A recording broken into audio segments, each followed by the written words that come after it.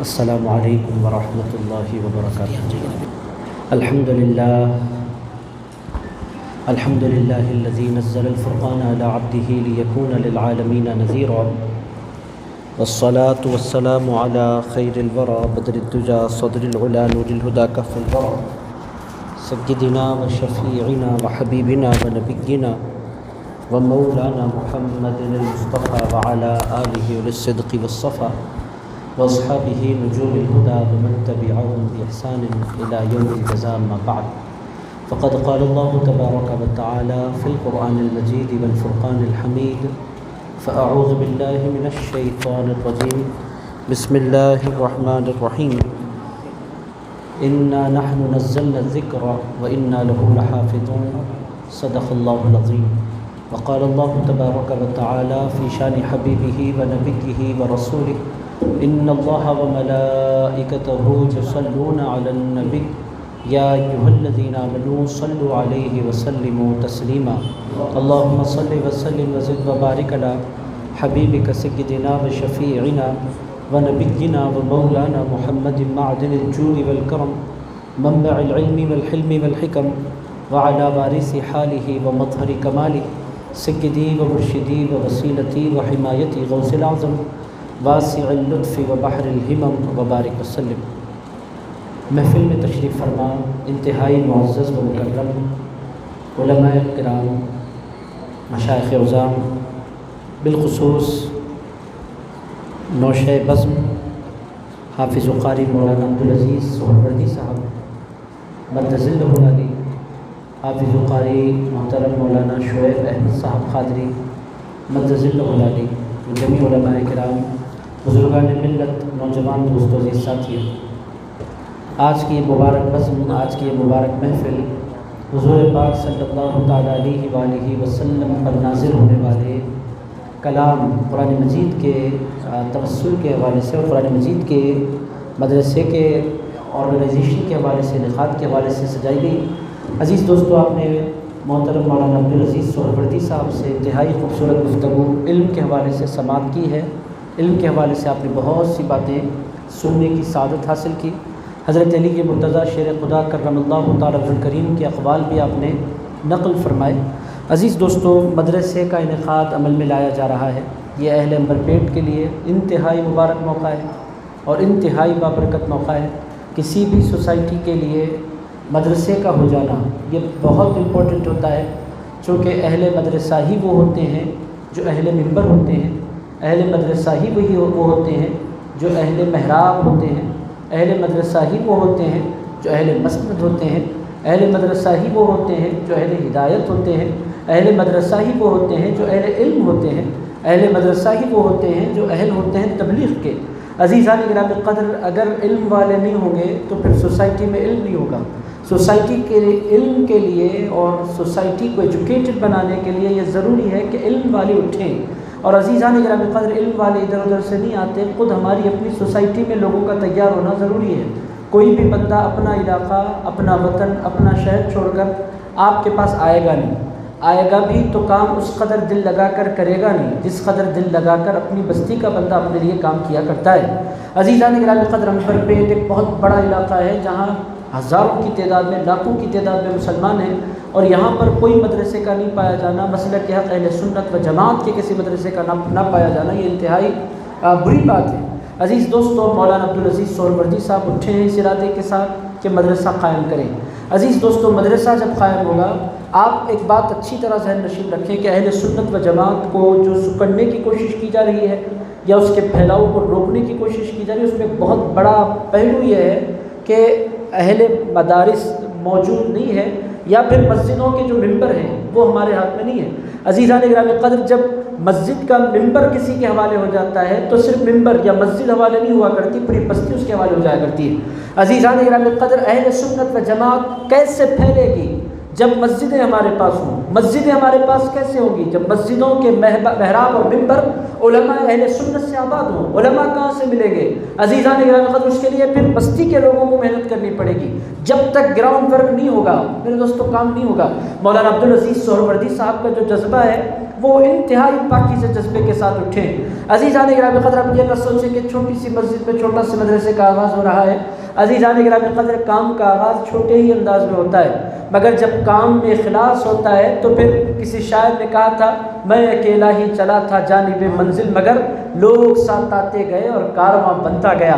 عزیزان گرامی قدر، کارواں جو بنتے ہیں، اکیلے ہی جب بندہ نکلتا ہے، چل پڑتا ہے اللہ کی رضا کے لیے، اللہ کی خوشنودی کے لیے، اللہ کو منانے کے لیے، دین کو عام کرنے کے نیت کے ساتھ جب کوئی بندہ چل پڑتا ہے، اب ہمارا کام کیا ہوتا ہے؟ اس کا ساتھ دینا۔ عزیزان گرامی قدر، اگر ہم ساتھ دیں گے انبر پیٹ کے مسلمان، تو عزیز دوستو کوئی بعید نہیں ہے کہ یہ مدرسہ ایک جامعہ بن جائے، یہ مدرسہ ایک یونیورسٹی بن جائے۔ شرط یہ ہے کہ علاقے کے لوگ، عزیزان گرامی قدر، میزبان علماء، مہمان علماء آتے ہیں، تشریف لے جاتے ہیں، ان کا کام کبھی کبھی تشریف لانا ہوتا ہے، چہرہ دکھانا ہوتا ہے، کوئی نصیحت کرنا ہوتا ہے، چلے جانا ہوتا ہے۔ گراؤنڈ ورک جو ہوتا ہے وہ بستی کے لوگوں کی جانب سے ہوتا ہے۔ عزیز دوستو، بہرحال یہ تمہیدی کلمات ہیں۔ حضرت علی شیر خدا کرم اللہ تعالی الکریم کے انتہائی خوبصورت اقوال آپ نے سماعت فرمائے۔ حضرت مولا کائنات علی مرتضیٰ شیر خدا کرم اللہ تعالی الکریم ارشاد فرماتے ہیں کہ لنا علم وللجہال مال فإن المال يفني عن قریب وإن العلم باق لا يزال۔ حضرت مولا کائنات علی مرتضیٰ شیر خدا ارشاد فرماتے ہیں کہ لوگوں، ایک ہے علم، ایک ہے مال، رضینا قسمت الجبار فینا، ارشاد فرماتے ہیں ہم اللہ کی تقسیم پر راضی ہو گئے۔ رضینا قسمت الجبار فینا لنا علم وللجہال مال، ارشاد فرمایا اللہ کی تقدیر پر اور اللہ کے فیصلے پر اور اللہ کی تقسیم پر ہم راضی ہو گئے۔ کیسی تقسیم ہے؟ اللہ تعالیٰ نے مسلمانوں کو علم دیا ہے اور دیگر قوموں کو مال دیا ہے۔ رضینا قسمت الجبار فینا لنا علم وللجہال مال فإن المال یفنی عن قریب وإن العلم باق لا يزال۔ حضرت مولا کائنات علی مرتضیٰ شیر خدا کرم اللہ تعالی الکریم ارشاد فرماتے ہیں کہ ہم رب کی تقسیم پر راضی ہیں۔ ایک مرتبہ درود پاک نذرانہ پیش فرمانے، اللہم صلی وسلم وزد وبارک علی حبیبک سیدنا و شفیعنا و مولانا محمد وعلی آلہ وصحبہ اجمعین۔ عزیزان گرامی القدر، میں قرآن کی طرف آتا ہوں، آپ 2-4 منٹ میرا ساتھ دیں، یہ شعر سمجھ لیں اچھی طرح۔ حضرت مولا کائنات علی مرتضیٰ شیر خدا کرم اللہ تعالی الکریم ارشاد فرماتے ہیں، رضینا قسمت الجبار فینا، ہم پروردگار کی تقسیم پر راضی ہیں۔ لنا علم وللجہال مال، اللہ نے ہمیں علم دیا اور جاہلوں کو مال دیا۔ فإن المال یفنی عن قریب، ارشاد فرماتے ہیں مال کا معاملہ یہ ہے ان قریب وہ فنا ہو جائے گا۔ وإن العلم باق لا يزال، اور علم قیامت تک باقی رہ جایا کرتا ہے۔ علم کا کوئی اینڈ نہیں ہے، علم ہمیشہ باقی رہتا ہے۔ آپ بولیں گے کیسے باقی ہے؟ آپ اتنے یہاں تشریف فرما ہیں، آپ تمام سے اگر میں ایک نام پوچھوں کہ آپ کیا حضرت امام بخاری کو جانتے ہیں؟ آپ لوگ کہتے ہیں ہاں ہم نے نام سن رکھا ہے۔ اگر میں آپ سے کہوں کہ آپ امام غزالی کو جانتے ہیں؟ آپ کہتے ہیں ہاں ہم نے نام سن رکھا ہے۔ اگر میں آپ سے کہوں آپ جلال الدین سیوطی سے واقف ہیں؟ آپ نہیں جانتے کہ وہ کہاں کے ہیں، مگر اتنا تو آپ کہیں گے ہاں ہم ان کا نام ہم نے سن رکھا ہے۔ عزیزان گرامی قدر، اہل علم دنیا سے گئے ہوئے 1200 سال گزر جاتے ہیں، مگر وہ پوری دنیا کے سارے مسلمانوں کے دلوں میں زندہ اور تابندہ رہا کرتے ہیں۔ عزیزان گرامی قدر، یہی مولا کائنات علی مرتضیٰ شیر خدا کرم اللہ تعالی الکریم فرما رہے ہیں کہ علم والے باقی رہتے ہیں۔ میرے دوستو، علم کی پھر الگ الگ قسمیں ہیں، 2 حصوں میں دنیا نے اس کو تقسیم کیا، ایک دنیاوی علم، ایک دینی علم۔ حضور پاک علیہ السلام یہ تقسیم نہیں فرمائی۔ علم ہوتا ہے، کوئی بھی علم ہو اس کے ساتھ عزت وابستہ ہے، کوئی بھی علم ہو وہ علم برا نہیں ہے۔ عزیزان گرامی قدر، ایسا نہیں ہے کہ سائنس پڑھنے والا برا ہے، یا پھر ٹیکنالوجی پڑھنے والا برا ہے، یا IT کا اسٹوڈنٹ برا ہے، یا میڈیکل پڑھنے والا برا ہے۔ عزیزان گرامی قدر، علم ہے۔ ہاں یہ الگ بات ہے کہ جتنے علوم کے شعبے پائے جاتے ہیں وہ سارے کالجز میں اور ساری یونیورسٹیز میں جو کتابیں پڑھائی جاتی ہیں مختلف سبجیکٹس کی، اس کے لکھنے والے بندے ہوتے ہیں، اور مدرسے میں جس کتاب پر غور کیا جاتا ہے اس کا نازل فرمانے والا اللہ ہوا کرتا ہے۔ عزیزان گرامی قدر، یہ فرق تو ہے، مگر علم ہوتا ہے۔ میرے دوستوں، علم پر میں کچھ نہیں عرض کرنا چاہتا۔ آج کے جلسے کا عنوان مولانا عبدالعزیز سہروردی صاحب نے جو رکھا ہے وہ عظمت قرآن ہے۔ اس کے چند پہلو آپ کی خدمت میں عرض کرتا ہوں تاکہ قرآن سے ہمارا شغف بڑھے، قرآن سے ہمارا تعلق بڑھے، اور قرآن کی عظمت کو پھر ہمارے دلوں میں جگہ ملے۔ عزیزان گرامی قدر، قرآن کیسی کتاب ہے؟ اللہ رب العزت نے اس کو بنایا کیسے ہے؟ میرے دوستو، غیر معمولی اللہ رب العزت نے اس کے اندر قوت رکھی ہے، اس کو اللہ تعالیٰ نے غیر معمولی عظمتوں سے نوازا ہے۔ میرے دوستو، قرآن مجید کا کمال کیا ہے؟ عزیزان گرامی قدر، سال میں 12 مہینے ہیں، آپ تمام لوگ جانتے ہیں مہینوں کے نام گنانے کی مجھے کوئی حاجت ہے نہ ضرورت ہے، آپ تمام لوگ جانتے ہیں محرم سے اس کا آغاز ہوتا ہے، ذوالحجہ پر اس کا اختتام ہوتا ہے، بیچ میں مختلف مہینے آتے ہیں، مگر میرے دوستوں پورا قرآن آپ پڑھ لیں الحمد سے والناس تک اللہ تعالیٰ نے کسی بھی مہینے کا نام نہیں لیا، اللہ تعالیٰ نے پورے قرآن میں بس ایک مہینے کا نام لیا، اشارے ملتے ہیں مختلف مہینوں کے، الحج اشہر معلومات، یہ اشارہ ہے، نام نہیں ہے۔ عزیزان گرامی قدر، نام لے کر اللہ رب العزت نے کسی مہینے کا ذکر کیا، آپ کی نالج کے لیے میں عرض کروں، اللہ تعالیٰ نے پورے قرآن میں بس ایک مہینے کا نام لیا، وہ مہینہ کون سا ہے؟ اللہ تعالیٰ ارشاد فرماتا ہے شہر رمضان الذی انزل فیہ القرآن، اللہ فرماتا ہے رمضان کا مہینہ وہ مہینہ ہے جس میں قرآن نازل کیا گیا۔ اللہ تعالیٰ سے آپ چل کر پوچھیں اے میرے پروردگار، محرم کا خالق بھی تو ہے، شوال کا خالق بھی تو ہے، ربیع الاول کا خالق بھی تو ہے، ربیع الثانی کا مالک بھی تو ہے، یہ سارے مہینے تو نے بنائے، پھر تو نے سارے مہینوں کا ذکر کیوں نہیں کیا؟ رمضان ہی کا ذکر کیوں کیا؟ اللہ فرماتا ہے انزل فیہ القرآن، اے لوگوں رمضان کا کمال یہ ہے کہ رمضان میں قرآن اتارا گیا ہے۔ عزیز دوستوں پتہ کیا چل رہا ہے؟ جو قرآن سے منسوب ہو جاتا ہے وہ عظمتوں والا ہو جایا کرتا ہے۔ میرے دوستوں قرآن صرف عظمت والی کتاب نہیں ہے، جو قرآن سے جڑ جائے وہ بھی عظمت والا بن جایا کرتا ہے۔ عزیزان گرامی قدر، آپ نے دیکھا مہینہ عظمت والا ہو گیا، کیوں؟ یہ قرآن سے منسوب ہو گیا، قرآن سے اس کو تعلق نصیب ہو گیا، قرآن سے اس کا کنیکشن ہو گیا، قرآن سے اس کا رابطہ ہو گیا۔ آپ دیکھیں سال بھر میں کتنی راتیں ہوتی ہیں؟ 300 سے زائد راتیں ہوتی ہیں، کسی رات کا ذکر اس قدر اہتمام کے ساتھ اللہ نے نہیں بیان فرمایا جیسے بیان فرمایا لیلۃ القدر کا۔ اللہ پاک فرماتا ہے لیلۃ القدر خیر من الف شہر، یہ قدر والی رات 1000 مہینوں سے زیادہ شان والی ہے۔ میں آپ سے پوچھتا ہوں اس رات میں ہوا کیا ہے؟ رات رات کی طرح ہے، نہ اس کے منٹس بڑھتے ہیں، نہ اس کے گھنٹوں میں اضافہ ہوتا ہے، نہ اس میں کوئی خاص اجالا ہوتا ہے، وہی اندھیرا ہوتا ہے، وہی چاند ہوتا ہے، وہی روشنی ہوتی ہے، وہی ساعتیں ہوتی ہیں، وہی لمحات ہوتے ہیں۔ پھر اس رات کا کمال کیوں ہے کہ یہ 1000 راتوں سے افضل ہے، 1000 مہینوں سے افضل ہے؟ اللہ پاک ارشاد فرماتا ہے انا انزلناہ فی لیلۃ القدر، یہ رات تھی مگر اس رات کو کمال اس واسطے ملا ہے کہ اس میں قرآن اتار دیا گیا ہے۔ عزیز دوستو پتہ کیا چل رہا ہے؟ جو قرآن سے جڑتا ہے وہ عزت والا ہوتا ہے، جو قرآن سے جڑ جاتا ہے وہ شان والا ہوتا ہے، جو قرآن سے تعلق جوڑ لیتا ہے وہ کمال والا ہوتا ہے۔ میرے دوستو پوری دنیا کے سارے شہر ہیں، ہر شہر اپنی اپنی جگہ الگ الگ کشش رکھتا ہے، ہر ملک کی اپنی صلاحیتیں ہیں، ہر ملک کی اپنی کوالٹیز ہیں، ہر ملک کے اپنے فیچرز ہیں، ہر ملک کے اپنا ماحول ہے، ہر ملک کی اپنی تخلیقات ہیں، الگ الگ چیزیں الگ الگ ملکوں میں آپ کو نظر آتی ہیں۔ کہیں کے پھل اچھے ہوتے ہیں، کہیں کے پھول اچھے ہوتے ہیں، کہیں کی ندیاں اچھی ہوتی ہیں، کہیں کے سمندر اچھے ہوتے ہیں، کہیں کی وادیاں اچھی ہوتی ہیں، کہیں کے باغات اچھے ہوتے ہیں۔ عزیزان گرامی قدر، ہر ملک اپنے اندر الگ الگ صلاحیتیں رکھتا ہے، ہر زمین اپنے اندر الگ الگ کشش رکھتی ہے، ہر زمین کے اندر کچھ نہ کچھ اٹریکشن کا سبب ہوتا ہے۔ مگر میرے دوستو 2 زمینیں اور 2 علاقے ایسے ہیں کہ ان کا نام لو تو مسلمانوں کے دل دھڑکنے لگتے ہیں، تمنائیں جاگنے لگتی ہیں، ارادے مچلنے لگتے ہیں۔ عزیزان گرامی قدر، ایک زمین ہے مکہ، دوسری زمین ہے مدینہ۔ عزیزان گرامی قدر، مدینے کا نام لو تو دل مچلنے لگتے ہیں۔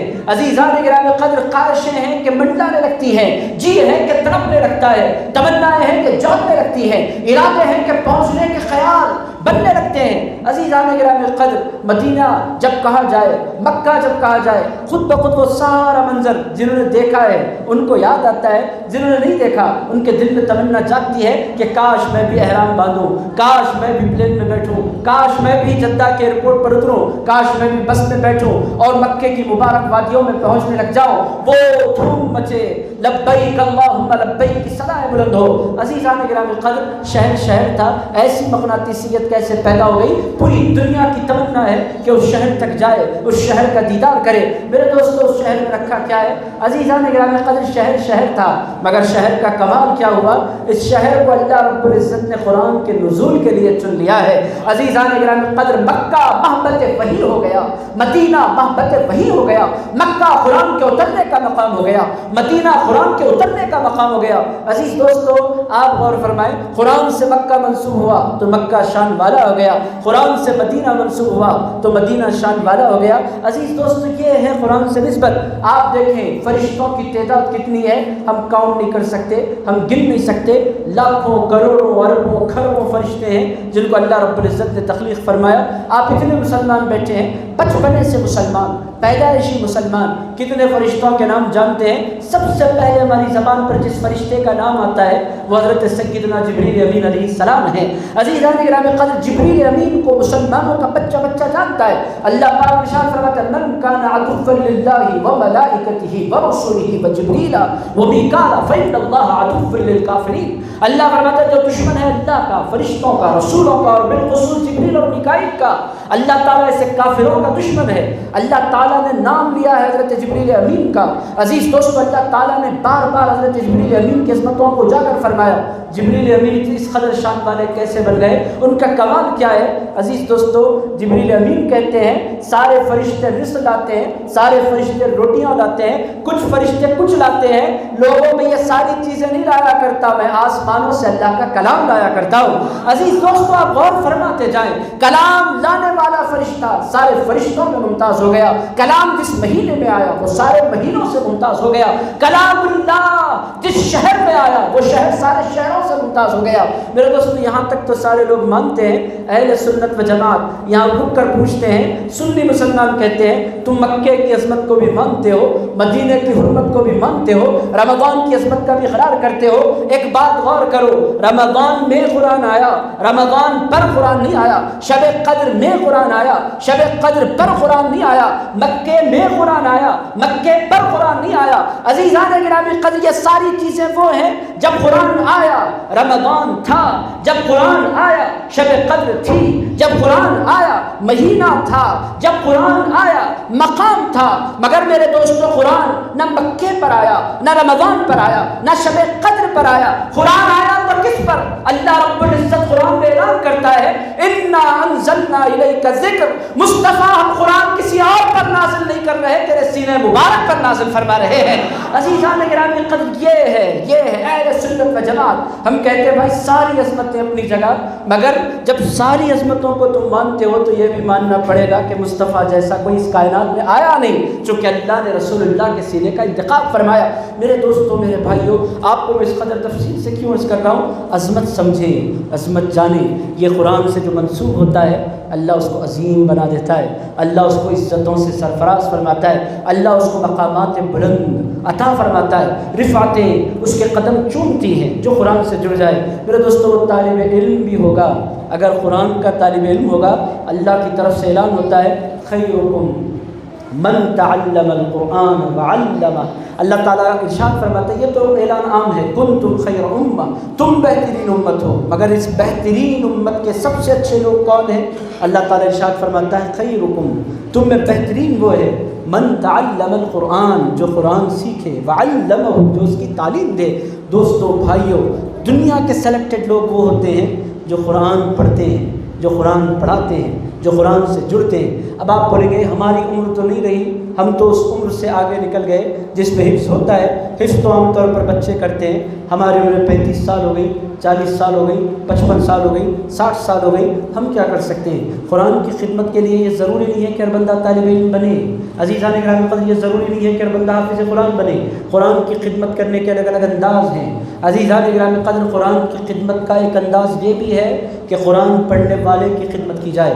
قرآن کی خدمت کا ایک انداز یہ بھی ہے کہ قرآن کی خدمت کرنے والے کا خیال رکھا جائے۔ قرآن کی خدمت کرنے کا ایک انداز یہ بھی ہے کہ قرآن کے خادم کو عزت دی جائے۔ قرآن کی خدمت کرنے کا ایک انداز یہ بھی ہے کہ قرآن کی خدمت کرنے والے کا ساتھ دیا جائے۔ قرآن کی خدمت کرنے کا ایک انداز یہ بھی ہے کہ قرآن کی خدمت کرنے والے کا کیا بازو بن جایا جائے۔ عزیزان گرامی قدر، یہ ممکن ہے۔ آپ قرآن یاد نہیں کر سکتے۔ میرے دوستو، بہت مشہور معروف روایت ہے، پاکستان میں واقعہ گزرا، تمام لوگوں نے پڑھ رکھا ہوگا۔ ایک صاحب کا انتقال ہوا، تقریباً 30 سال کے بعد ان کی قبر کھلی تو دیکھا گیا کہ قبر میں ان کی میت محفوظ ہے۔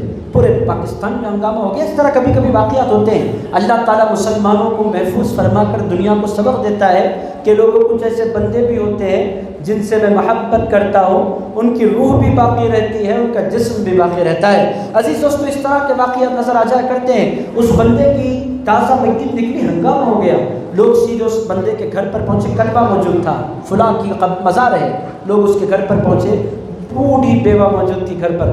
لوگوں نے کہا آپ کے شوہر عالم تھے؟ اس بڑھیا نے کہا نہیں۔ آپ کے شوہر بہت بڑے قاری تھے؟ उस बुढ़िया ने कहा नहीं। वो बहुत बड़े अल्लामा थे, उस बुढ़िया ने कहा नहीं। वो बहुत बड़े मशाइख थे, बुढ़िया ने कहा नहीं। फिर वो थे कौन? बुढ़िया ने कहा वो एक आम से मजदूर थे। तो लोगों ने कहा अगर वो मजदूर थे तो फिर उनकी मस्जिद को मिट्टी ने क्यों नहीं खाया, उनका जिस्म बाकी कैसे रह गया? उस बुढ़िया ने कहा बात यह है कि उनको कुरान से प्यार था। रोज़ाना फजर की नमाज के बाद आते थे, कुरान खोलते थे, पढ़ना तो नहीं आता था, कुरान पर हाथ रखकर अर्ज़ करते जाते थे मौला ये भी सच है, मौला ये भी सच है, मौला ये भी सच है। उनको पढ़ना नहीं आता था मगर महब्बत थी इस कलाम से, उल्फत थी इस कलाम से, ताल्लुक़ था इस कलाम से। अज़ीज़ान गिरामी क़द्र, उसकी बरकत क्या हुई? उसकी बरकत ये हुई कि अल्लाह ताला ने कब्र में जाने के बाद उनके जिस्म को महफूज फरमा दिया। अज़ीज़ान गिरामी क़द्र, हुज़ूर पाक अलैहिस्सलाम फरमाते हैं कि लोगों उसके जिस्म को मिट्टी कैसे खा सकती है जिसके सीने में कुरान मौजूद हो। अज़ीज़ान गिरामी क़द्र, हाफ़िज़ कुरान अल्लाह ताला एक शरफ़ बख्शता है उसको कि उसके जिस्म की अल्लाह ताला कब्र में हिफाजत फरमाता है। ये ऑनर दुनिया में किसी को नहीं मिलता। और अजीज़ दोस्तों, हाफ़िज़ कुरान का कमाल क्या होता है? मैं आपको कमालात अगर बयान करते बैठे इसको 50 मिसालें मिल सकती हैं। मेरे दोस्तों, जज जब दुनिया से जाता है उसका ओहदा उसके साथ नहीं रहता। डॉक्टर जब दुनिया से जाता है अब उसका ओहदा उसके साथ नहीं रहता। इंजीनियर दुनिया से जाता है उसका ओहदा उसके साथ नहीं रहता। कलेक्टर दुनिया से कहाँ बाकी रहता है? 60 साल के बाद तो उसका ओहदा उससे छीन लिया जाता है। चीफ जस्टिस है, रिटायरमेंट क्यों आती है? जिंदगी ही में उसका मनसब उससे छीन लिया जाता है, किसी और जूनियर को अता कर दिया जाता है। यह दुनिया का सिस्टम है कि ओहदे बदलते रहते हैं, दिए भी जाते हैं, छीने भी जाते हैं, दिए भी जाते हैं, लिए भी जाते हैं, एजाज़ात मिलते हैं, कुर्सियों पर बिठाया जाता है। प्राइम मिनिस्टर है, जिंदगी पर नहीं रहता, एक दिन बैठता है, एक दिन वो आता है कि उसको उतार कर फिर दूसरे को उस मनसब पर फायज कर दिया जाता है। मगर मेरे दोस्तों, हिफ्ज़ कुरान जो बंदा कर लेता है, मेरे दोस्तों, वो जिंदा रहता है तो भी हाफिज़ कुरान, कब्र में जाता है तो भी हाफिज़ कुरान, हश्र के दिन भी उठेगा तो हाफिज़ कुरान बनकर उठेगा। अज़ीज़ान गिरामी क़द्र, कलेक्टर आए कोई पूछने वाला नहीं होता, मैदान में होगा कलेक्टर दुनिया में था, यहाँ कलेक्टर ही काम नहीं आती। मैं डॉक्टर था, होगा तो दुनिया में, हश्र में डॉक्टरी काम नहीं आती। मैं इंजीनियर था, होगा तो दुनिया में, मैदान हश्र में इंजीनियरिंग नहीं देखी जाती। मगर जब हाफिज़ कुरान एंट्री लेता है, हाफिज़ कुरान का न पूछे। हुज़ूर पाक अलैहिस्सलाम इरशाद फरमाते हैं, तो शख्स लाए जाएंगे, अल्लाह उनके सर पर इज्जतों के ताज सजाएगा और वो इस कदर रोशन होंगे जैसे सूरज चमकता रहता है, ताज सजाए जाएंगे। और अहले हश्र पूछेंगे, मौला ये कौन लोग हैं? ये पैगंबर हैं? अल्लाह की जानिब से जवाब मिलेगा नहीं। क्या ये शुहदा हैं? अल्लाह फरमाएगा नहीं। क्या ये उलमा हैं? अल्लाह फरमाएगा नहीं। ऐ परवरदिगार, ये औलिया हैं? अल्लाह फरमाएगा नहीं। या सुलहा है? अल्लाह फरमाएगा नहीं। मौला आखिर ये कौन लोग हैं? इनके सरों पर इस कदर रोशन ताज क्यों सजा दिए गए?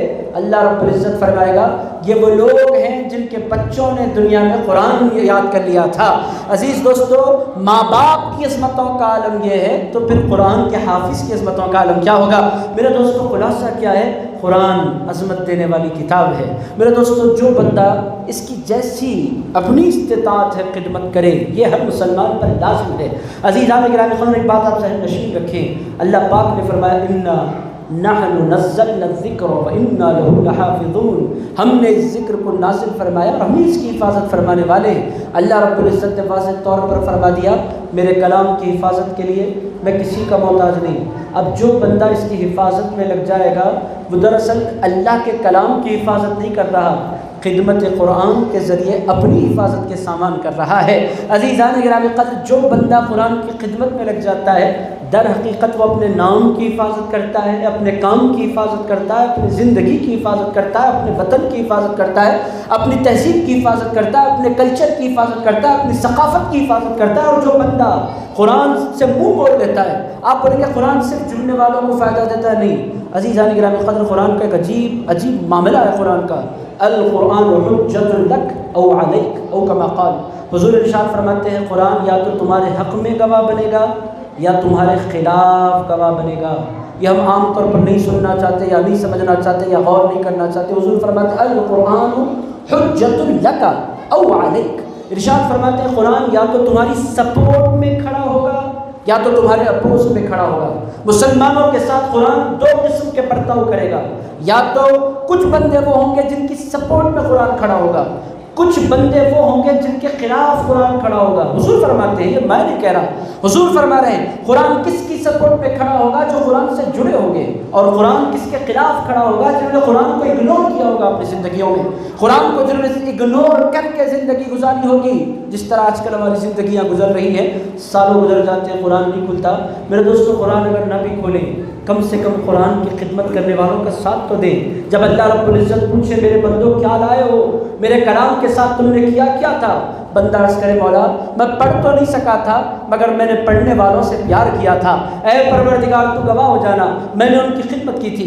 پاکستان کے بہت بڑے عالم دین ہیں، ان کا نام میں ذکر کرنا نہیں چاہتا، اللہ رب العزت ان کو بے پناہ عزتوں سے نواز رہا ہے۔ ان سے لوگوں نے پوچھا آپ کو اتنی عزتیں مل رہی ہیں، اتنی عزتیں آپ کو کیسے ملی؟ انہوں نے اپنے خطاب میں کہا، انہوں نے کہا میرا طریقہ یہ تھا کہ مدرسے کے جو طلباء مدرسے میں قیام کرتے ہیں، ہاسٹلس کے جو ٹوائلٹس ہوا کرتے ہیں، میں تھا صدر مدرس اور میں اس مدرسے کا بانی تھا، مگر چونکہ یہ مصطفیٰ کریم کے مہمان تھے اور قرآن کے قاری یہ بچے تھے، میں راتوں میں اٹھ کر ان کے ٹوائلٹس دھویا کرتا تھا، اس خیال کے ساتھ کہ یہ اللہ والے ہیں، قرآن کے قاری ہیں۔ میں نے ان بچوں کے ٹوائلٹس دھوئے تاکہ ان کی جو نسبت ہے وہ قرآن سے ہے، میں نے قرآن کی نسبت کا احترام کیا تو اللہ نے مجھے پوری دنیا میں عزتوں سے سرفراز فرما دیا۔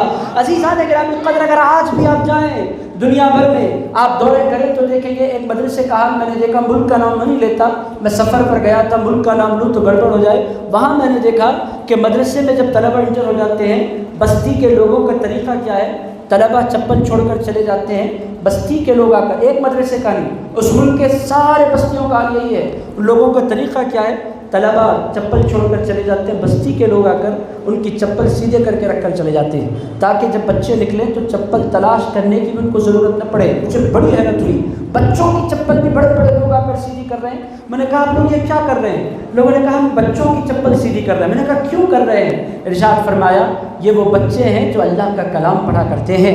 عزیزان گرامی قدر، کلام اللہ عزتیں دیتا ہے، کلام اللہ عظمتوں سے نوازتا ہے، کلام اللہ سے نسبت جیسی بھی ہو انسان کو عزتیں عطا کرتی ہے۔ میرے دوستو، اگر میں مثالیں دینے بیٹھوں، جتنی شخصیات آپ بولیں گے یہ تو آپ علماء کی بات کر رہے ہیں، اہل اللہ کا قرآن سے کیا تعلق ہے؟ میرے دوستو، میں آپ کی خدمت میں آسان عرض کر دیتا ہوں، یہ بات عرض کرتا ہوں پھر تیزی سے باتوں کو سمیٹتا ہوں۔ قرآن کے علوم کی الگ الگ قسمیں ہیں، ایک قرآن کے الفاظ کا علم ہے۔ عزیزان گرامی قدر، قرآن کے الفاظ جس کو یاد ہوتے ہیں اس کو حافظ کہتے ہیں۔ ایک قرآن کے لحن کا علم ہے، اچھے انداز سے پڑھنا، قرآن کو خوبصورت انداز میں پڑھنے والے کو قاری کہتے ہیں۔ ایک قرآن کے علوم اور معانی کا علم ہے۔ حضرت پروفیسر ڈاکٹر مصطفیٰ شریف صاحب قبلہ تشریف لا رہے ہیں، حضرت کا استقبال کریں، درود پاک پڑھ لیں۔ عزیزان گرامی قدر، اطمینان سے تشریف رکھیں، ایک مرتبہ بآواز بلند درود پاک کا نذرانہ پیش فرما لیں۔ اللہم صلی وسلم وزد وبارک علی حبیبک سیدنا وشفیعنا ونبینا ومولانا محمد وعلی آلہ وصحبہ ووارث حالہ الغوث العظم۔ عزیزان گرامی قدر، ہمارے درمیان استاذ محترم مفسر قرآن حضرت ڈاکٹر مولانا محمد مصطفیٰ شریف صاحب قبلہ مدت فیضہ ادام اللہ فیضہ تشریف لا چکے ہیں۔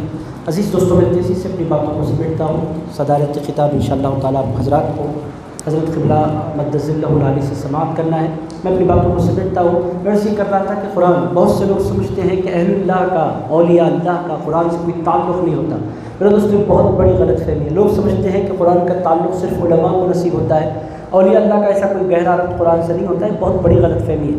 میرے دوستو، جس کو عزت ملتی ہے اور جس کو عظمت ملتی ہے اور جس کو احترام ملتا ہے اور جس کو شرف ملتا ہے اس کے پیچھے قرآن ہوتا ہے۔ قرآن کے بغیر کوئی عظمت والا نہیں ہوتا، قرآن سے تعلق توڑ کر کوئی عزت والا نہیں ہوتا۔ عزیزان گرامی قدر، قرآن سے تعلق کی نوعیت کیا ہے، کیا کیفیت ہے، میں آپ کی خدمت پیش کرتا ہوں۔ ایک ہوتا ہے قرآن کے الفاظ کا علم، قرآن کے الفاظ کو یاد کرنا، قرآن کو میمورائز کرنا، قرآن کے یاد کرنے والے کو حافظ قرآن کہتے ہیں۔ اس کی کیا کیا سعادتیں ہوتی ہیں، میں نے آپ کی خدمت میں چند سعادتیں رکھی۔ حافظ قرآن یہ بھی کوئی معمولی بندہ نہیں ہوتا، بہت بڑا آدمی ہوتا ہے۔ عزیزان گرامی قدر، اللہ رب العزت نے اس کو بڑے شرف کے لیے چنا، بہت بڑا آدمی ہوتا ہے۔ اس کے بعد ایک ہوتا ہے قرآن کا قاری، اچھے لہن میں صحیح مخارج کے ساتھ، صحیح صفات کے ساتھ، صحیح ادائیگی کے ساتھ درست تلاوت جو کرے اور خوبصورت لہن میں جو کرے، یہ فن بھی زندہ ہے۔ دنیا میں کوئی کتاب اس قدر خوبصورت انداز میں نہیں پڑھی جاتی جس قدر خوبصورت انداز میں کلام اللہ پڑھا جاتا ہے۔ عزیزان گرامی قدر، کلام اللہ جب خوبصورتی کے ساتھ پڑھا جاتا ہے تو غیر مسلم بھی اس کو سننے پر مجبور ہو جایا کرتے ہیں۔ واقعات چونکہ انٹرنیٹ کا دور ہے، اگر آپ دیکھیں کئی لوگ ایسے ہیں جو قرآن سن کر شفا یاب ہو رہے ہیں۔ سورۃ الرحمن کی تلاوت سے کئی لوگوں نے شفا پائی ہے۔ یہ واقعات آپ آج کل انٹرنیٹ کے ذریعے جان سکتے ہیں، دیکھ سکتے ہیں۔ تو قرآن کو خوبصورت لہن سے پڑھنا یہ بھی ایک خاص فن ہے، اور اس کے جاننے والے کو قاری کہتے ہیں۔ یہ فن یوں نہیں آتا، اس کے لیے بھی محنت کی جاتی ہے، اس کے لیے بھی مشقت کی جاتی ہے، اس کے لیے بھی جد و جہد کی جاتی ہے، اس کے لیے بھی زندگی کا ایک بہت بڑا سرمایہ لگایا جاتا ہے۔ ہمارے استاد محترم تھے حضرت عبداللہ قریشی الازہری عمدۃ القراء رحمۃ اللہ تعالیٰ علیہ، ان کو ہم نے دیکھا حیدرآباد میں مکہ مسجد کے وہ خطیب رحمۃ اللہ تعالیٰ علیہ، آپ تمام لوگوں نے ان کو دیکھا ہوگا، روزانہ پابندی کے ساتھ صبح 7 بجے شروانی پہنے، امامہ باندھے، رومال ڈالے، عطر لگا کر وہ آ کر منصب قرات پر اور قرات کے منصب پر تشریف فرما ہوتے، اور پابندی کا عالم یہ ہوتا آج حج سے لوٹے، کل صبح فجر کے بعد وہ اپنی کلاس میں موجود ہیں۔ لوگوں کو بڑی حیرت ہوئی، لوگوں نے کہا حضرت آپ اس قدر پابندی کے ساتھ کیوں آتے ہیں؟ ارشاد فرمایا بچوں میں سب کچھ چھوڑ سکتا ہوں، اللہ کے کلام کی خدمت نہیں چھوڑ سکتا۔ عزیزان گرامی قدر، اس کے لیے لوگوں نے زندگیاں دی ہیں، انہوں نے اپنی زندگی کے تقریباً 45 سال دے دیے، کس فن کے لیے؟ قرآن کی تلاوت کے لیے، قرآن کے الہام کو خوبصورت سکھانے کے لیے۔ عزیزان گرامی قدر، یہ قرآن کا دوسرا علم ہے۔ آپ جانیں یہ حفاظ ہو گئے، علماء ہو گئے، قرآن کا تیسرا علم وہ کون سا علم ہے؟ قرآن کے معانی کا علم، جن کو نصیب ہوتا ہے ان کو عالم کہتے ہیں، اور یہ لوگ ان کا شرف کیا ہے اس کے کہنے کی مجھے کوئی حاجت نہیں۔ حضور پاک علیہ الصلوۃ والسلام نے بھی ان کی شان بیان فرمائی۔ اللہ تعالیٰ خود ارشاد فرماتا ہے یرفع اللہ الذین آمنوا منکم والذین اوتوا العلم درجات، اے لوگو اللہ نے درجوں بلند کیا ہے تم میں سے ان لوگوں کو جن کو اللہ نے علم عطا فرمایا، ان کو درجوں اللہ رب العزت نے بلندیاں عطا فرمائی ہیں۔ اللہ تعالیٰ ارشاد فرماتا ہے شہید اللہ، گواہی دی اللہ نے، انہ لا الہ الا ہو، اس کے علاوہ کوئی عبادت کے لائق نہیں، کوئی معبود نہیں، والملائکۃ واولو العلم، پھر ارشاد فرمایا، پھر گواہی دی اللہ کے ایک ہونے کی گواہی کن نے دی؟ اللہ فرماتا ہے ملائکہ نے دی، اور پھر علماء نے دی، اہل علم نے دی۔ اللہ نے اپنی گواہی کے ساتھ ملائکہ کی گواہی کو اور ملائکہ کی گواہی کے ساتھ علم والوں کی گواہی کو جوڑا، اور دنیا کو بتایا کہ علم والا کوئی معمولی بندہ نہیں ہوتا، یہ ایسا بندہ ہوتا ہے کہ اللہ اس کا ذکر اپنے ساتھ کرتا ہے۔ یہ ہو گئے علم والوں کی شان۔ تو قرآن کے الفاظ کا علم، قرآن کی قرأت کا علم، قرآن کے معانی کا علم، جس کے پاس اس کو عالم کہتے ہیں۔ عزیزان گرامی قدر، چوتھا بندہ وہ ہے جو اس پر عمل کرتا ہے۔ عمل کرنے والا کون بنتا ہے؟ آپ تمام لوگ جانتے ہیں، صالح بنتا ہے۔ عزیز دوستو، پانچواں بندہ بھی ہے، وہ کون ہے؟ قرآن کے عرفان کا علم، جس کو اللہ رب العزت عطا فرماتا ہے۔ عزیزان گرامی قدر، قرآن سے حافظ بھی بنتے ہیں، قرآن سے قاری بھی بنتے ہیں، قرآن سے عالم بھی بنتے ہیں، قرآن سے صالح بھی بنتے ہیں، اور قرآن ہی سے عارف بھی بنتے ہیں۔ عرفاء جو تیار ہوتے ہیں، ان کو جو روحانی غذا جو کتاب فراہم کرتی ہے، وہ کوئی اور کتاب نہیں ہوا کرتی۔ روحانی جتنی غذا ہے جس عارف کو نصیب ہوتی ہے وہ قرآن ہی کے ذریعے نصیب ہوا کرتی ہے۔ عرفان جو انسان کو نصیب ہوتا ہے اس کا منبع قرآن ہے۔ عزیزان گرامی قدر، عرفان خداوندی کا اگر کوئی نکلنے کا مقام ہے تو قرآن ہے۔ تو عزیزان گرامی قدر، قرآن سے جڑے بغیر نہ عارف عارف بنتا ہے، نہ عالم عالم بنتا ہے، نہ قاری قاری بنتا ہے، نہ حافظ حافظ بنتا ہے، نہ صالح صالح بنتا ہے، نہ متقی متقی بنتا ہے۔ میرے دوستو، جس کو جو مقام ملتا ہے اس کے پیچھے کوئی طاقت ہوتی ہے، اس طاقت کو قرآن کہتے ہیں۔ اب ہمارے علاقے کی یہ بڑی خوش بختی ہے کہ اس پاکیزہ کلام کی خدمت کے لیے مولانا عبدالعزیز سہروردی اٹھ کر کھڑے ہوئے ہیں۔ ان کی تمنا یہ ہے کہ وہ قرآن جو عزت عطا فرماتا ہے، وہ قرآن اس علاقے کی بستی کے بچوں کے سینوں میں بھی اترے۔ اور یہ کوئی مشکل کام نہیں، اگر لوگ ساتھ دیں تو، اگر لوگ ان کا ساتھ دیں، ان کے رفیق بن جائیں، ان کی ہمت بنے، مسجد کی کمیٹی بھی ان کا ساتھ دے اور بستی کے لوگ بھی ان کا ساتھ دیں، تو یہ ممکن ہے کہ بہت جلد ایک بہت بڑی جماعت حفاظ کی یہاں تیار ہو۔ اور اگر اسی طرح ساتھ دیتے رہے تو پھر علماء بھی انشاءاللہ بنیں گے۔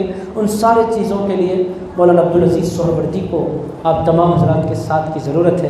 میرے دوستو، قرآن کی عظمتیں اگر بیان کرنے بیٹھے تو ایسے ہزاروں باتیں ہیں قرآن سے ریلیٹڈ وقت کے اندر گنجائش بھی نہیں، حضرت قبلہ کی آمد بھی ہے، حضرت قبلہ سے بھی آپ حضرات کو استفادہ کرنا ہے۔ میں بہت تیزی سے اپنی باتوں کو سمیٹ رہا ہوں۔ آپ کی میری ہم تمام کی اور بالخصوص بستی کے بزرگوں کی اور نوجوانوں کی ذمہ داری ہے کہ دل لگائیں۔ علماء آپ کی خدمت کے لیے موجود ہیں۔ یہ بڑی خوش بختی ہے بستی والوں کے لیے کہ علماء خود آگے بڑھ رہے ہیں۔ ہوتا یہ ہے بہت سے علاقوں میں کہ لوگ ارادہ کرتے ہیں، علماء کو مدعو کرتے ہیں، علماء سے خواہش کرتے ہیں آپ ہمیں اپنا ٹائم دیں۔ یہاں کا الٹا ہے، الحمدللہ علماء آگے بڑھ رہے ہیں۔ وہ کہہ رہے ہیں ہم آپ سے کچھ نہیں مانگ رہے، بس آپ ہمارا ساتھ دیں گے نا انشاءاللہ۔ عزیز دوستوں، میں امید کرتا ہوں کہ آپ حضرات مولانا عبدالعزیز سہروردی کے ساتھ کھڑے ہوں گے، اور وہ ایسے گمنام عالم نہیں ہیں، ان پر اللہ کا فضل ہے۔ حضرت پروفیسر مصطفیٰ شریف صاحب قبلہ مدظ اللہ العالی جیسی عظیم المرتبت ہستی ان کی باضابطہ سرپرستی فرما رہی ہے۔ عزیزان گرامی قدر، ایسا بندہ ہے بھاگ جائے گا، ایسا ڈر ہوتا ہے بہت سے موقعوں پر ساتھ دینے سے پہلے۔ ایک تو یہ کہ وہ آپ کی بستی سے کہیں بھاگ نہیں سکتے، دوسرے پھر ان کی نگرانی، ایسے کام وہ کر نہیں سکتے چونکہ ان کے پیچھے ایک نگران ہے، باضابطہ ایک استاد کی سرپرستی میں وہ کام کر رہے ہیں، تو پھر وہ ایسے کام بالکل نہیں کریں گے۔ وہ پوری ذمہ داری کے ساتھ، خدمت کی نیت کے ساتھ اٹھے ہیں، خدمت کے جذبے کے ساتھ اٹھے ہیں، اور پھر ان کو راہبر بھی ہے، رہنما بھی ہے، ان کے لیے ہادی بھی ہے جو ان کے لیے ہدایت کی راہیں کھلتے چلے جائیں گے۔ تو عزیز دوستوں، میں امید کرتا ہوں، یہ گزارش بھی کرتا ہوں، امید بھی کرتا ہوں کہ آپ حضرات انشاءاللہ مولانا عبدالعزیز سہروردی کا ساتھ دیں گے نا انشاءاللہ۔ ذرا زور سے کہہ دیں آپ انشاءاللہ۔ عزیزان گرامی قدر، بقیہ باتیں پھر کبھی۔ اللہ رب العزت کی بارگاہ میں دعا ہے کہ انوار القرآن ایجوکیشنل سوسائٹی کے زیر اہتمام جس مدرسے کا انعقاد ضمن میں لایا جا رہا ہے، اللہ تعالیٰ اس مدرسے میں خوب برکت عطا فرمائے۔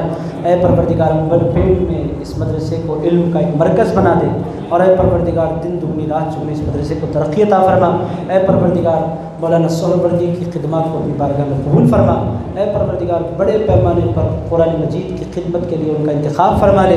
اے پروردگار، قال اللہ قال الرسول کی اس علاقے میں پھر سے دھومیں مچیں۔ اے پروردگار، پھر سے تیرے کلام کی خوب تلاوت ہو۔